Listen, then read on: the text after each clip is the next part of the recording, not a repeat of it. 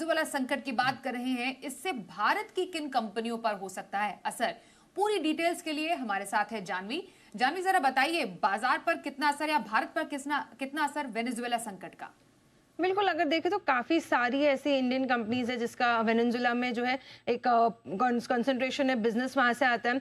अब उसमें सबसे ज़्यादा देखें तो ऑयल एंड गैस कंपनीज़ जो है उनका सबसे बड़ा नेचुरली अगर देखें तो एक्सपोज़र वहाँ पर है, सभी कंपनीज़ के मुताबिक। फार्मा, मेटल्स जैसी कुछ कंपनीज़ है जिनका वहाँ पर अगर हम देखें तो थोड़ा एक्सपोज़र आता हुआ दिख रहा है। लेकिन सबसे पहले अगर देखें बात करें तो रिलायंस इंडस्ट्रीज़ से बात करनी होगी, क्योंकि रिलायंस इंडस्ट्रीज़ को थोड़ा फ़ायदा वहाँ पर हो सकता है, अपना जो एक्सपांशन है वहाँ पर उसके चलते, क्योंकि कंपनी अगर देखें तो वेनेजुएला से काफ़ी सारा जो ऑयल है ये इंपोर्ट करती है। अब अगर देखें तो रिलायंस इंडस्ट्रीज जो भी है यूएस की तरफ से सैंक्शंस हुए, अगर उसके बाद अगर देखें तो एक टाई अप कर सकती है सप्लाईज के लिए करीबन $8 पर बैरल के हिसाब से अगर देखा जाए तो कंपनी को एक जीआरएम्स के अगेंस्ट में अगर देखें तो काफ़ी बड़ा एक मार्जिन अपफ्रंट मिल सकता है, तो बहुत बड़ा पॉजिटिव रिलायंस इंडस्ट्रीज के हो सकता है। लेकिन बाकी सभी ऑयल एंड गैस कंपनीज के लिए अगर बात करें तो ओएनजीसी, इसके लिए भी थोड़ा पॉजिटिव खबर आती हुई दिख रही है, क्योंकि इनके पास एक तो हालांकि 2 प्रोजेक्ट्स में वहाँ पे हिस्सेदारी है, लेकिन जो कंपनी के पास करीबन 4,500 करोड़ के अनपेड डिविडेंड्स थे कुछ प्रोजेक्ट्स को लेके।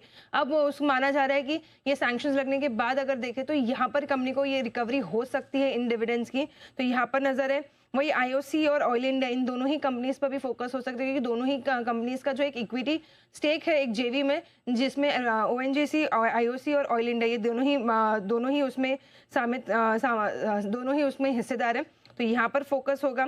साथ साथ इंजीनियर्स इंडिया जो एक ईपीसी बेस्ड कंपनी है उनके ऊपर भी फोकस है, क्योंकि वेनेजुएला के एक सिटी में अगर देखें तो उनके इंटरनेशनल बिजनेस के लिए एक हेडक्वार्टर्स बनाया हुआ है, तो यहाँ पर एक इम्पैक्ट आता हुआ दिख सकता है। इनमें वही सन फार्मा, ग्लेनमार्क फार्मा, इनकी सब्सिडरीज है वेनेजुएला में जो जिसके जरिए वह वहाँ पे कामकाज करते हैं।